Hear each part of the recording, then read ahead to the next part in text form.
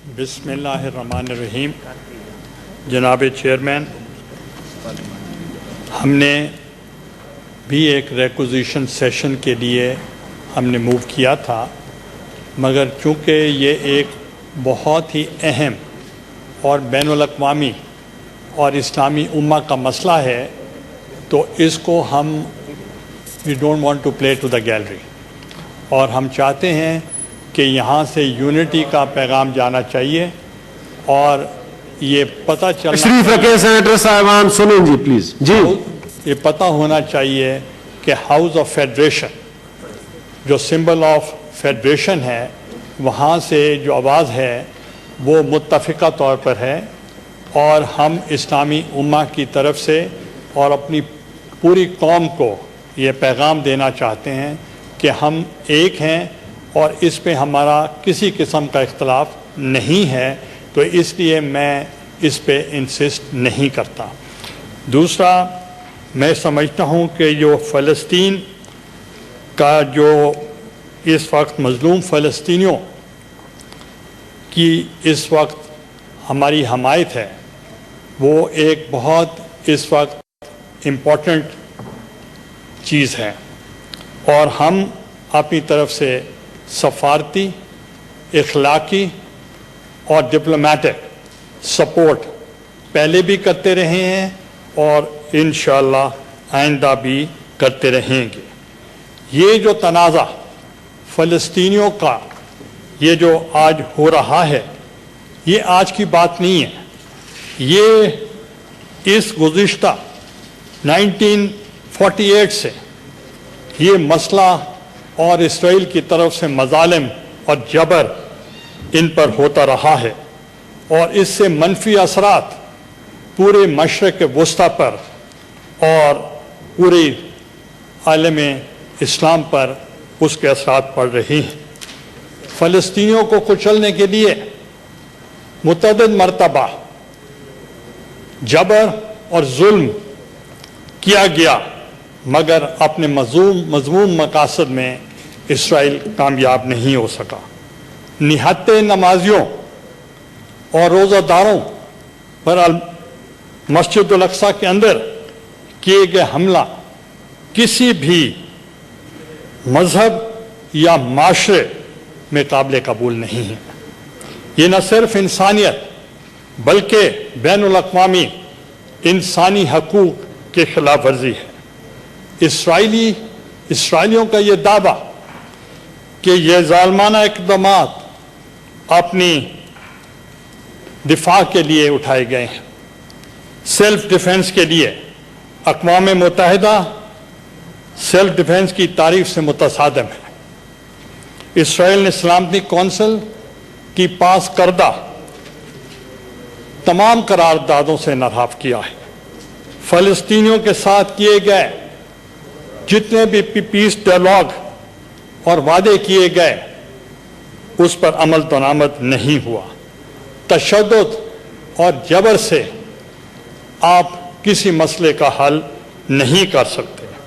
اقوام عالم یہ سمجھنے کی ضرورت ہے کہ جنگیں کبھی بھی مسئلے کا حل نہیں ہوئیں. ہمارے سامنے کشمیر کا مسئلہ موجود ہے، اور گزشتہ 74 ایئر سے یہ مسئلہ چل رہا ہے، اور اس کے لیے جبر اور ظلم کے ساتھ جو کشمیریوں کے ساتھ سلوک کیا گیا ہے، ہم نے بہت سے وہاں ایک لیسنز ہم نے سیکھے ہیں، اور میں سمجھتا ہوں کہ ان کو بھی اسرائیل کو یہ سمجھنا چاہیے کہ جبر اور ظلم کے ساتھ آپ ان کے حقوق کو پامال نہیں کر سکتے.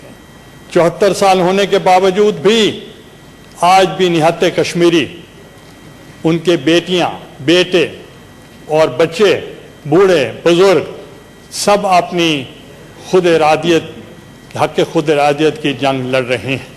ہم ان کے ساتھ بھی پولیٹیکل، ڈپلومیٹک اور تمام مورل جو سپورٹ ہے ہماری ان کے ساتھ ہے. کئی مرتبہ میری بھی وہاں کے prime minister doctor Manmohan Singh کے ساتھ مذاکرات ہوئے. ہم نے ان کو صرف یہی کہا کہ جو کور ایشوز ہیں ان کو ڈائلاگ کے ذریعے حل کیا جا سکتا ہے, ان کو جنگوں کے ذریعے ان مسائل کا حل نہیں ہے.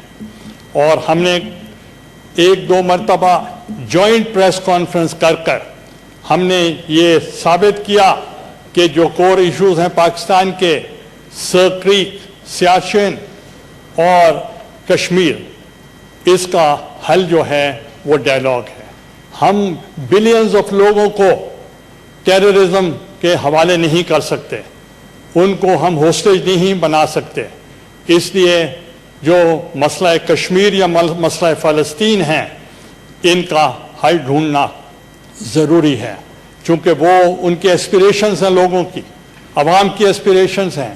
ان کو اپنا ایک ریاست چاہیے, اسٹیٹ چاہیے, ان کی ریکگنیشن چاہیے, اور ان کو دبایا نہیں جا سکتا. آپ کو یاد ہوگا 1974 میں اسلامک سمٹ لاہور میں ہوئی اور شہید ذوالفقار علی بھٹو کی صدارت میں ہوئی, اور وہ ایک سنگ میل تھی. اور انہوں نے اس وقت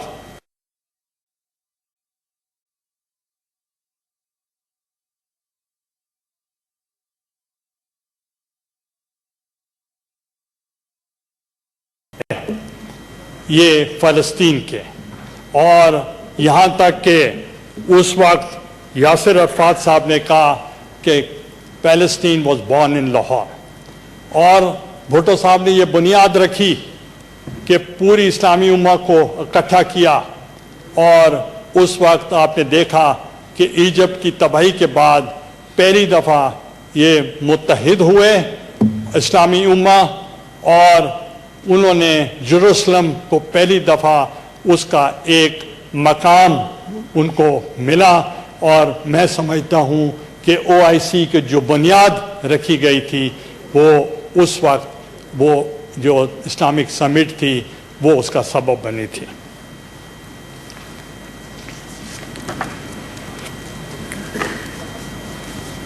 Mr. Chairman, I have to convey to the foreign media as well. Attacks on innocent worshippers in the Al-Aqsa Mosque, one of the holiest sites of Muslims across the globe during the sacred month of Ramadan, is against all norms of humanity and human rights laws. Such atrocities on the worshippers are not only condemnable but are not acceptable to any religion. This senseless cycle of bloodshed, terror, and destruction must stop immediately. We need to understand that these brutal acts clash with the UN definition of self-defense and resultantly turn the conflict into a massacre. In the incumbent on the entire international community to prevent the situation from deteriorating further. There is no solution in war, bloodshed, or violence. Only a peaceful and a meaningful dialogue will bring about lasting peace. For this purpose, there are certain imperatives which must be followed. Number one, the international community must reiterate its commitment towards a two-state solution, which I mentioned earlier. This is the only solution for Palestine and Kashmir. Two-state solution in accordance with the relevant UN Security Council's resolutions with the pre-1967 borders and Al-Quds, Al-Sharif as the capital of a viable independent Palestinian state. Two, Western and regional countries should play a constructive role towards the peace process by encouraging the two sides to come to the negotiating table. A neutral role would be a critical to the success of the process. There are rational voices on both sides who must be co-opted in the peace process. Number 3, illegal settlements on the occupied land must be halted. 4, finally, the media can play a constructive role in both highlighting human rights abuses and creating a space for saner voices to work towards peace and conflict resolution. Israel, while I talk about media, Israel demolished a media center, which is against the Universal Declaration of Human Rights and many other UN and international covenants on civil and political rights. The WHO reported that 30 medical centers were damaged in Gaza, with one clinic completely abolished in airstrike by Israel, and also destroyed only COVID-19 testing centers situated in the territory. In recent 11 days war ended with over 250 Palestinians dead, including innocent women and children. Mr. Chairman, I have to mention one more incident where I participated in Oslo. I would also like to inform the August House that I attended the webinar titled The Israeli-Palestinian Conflict, Violence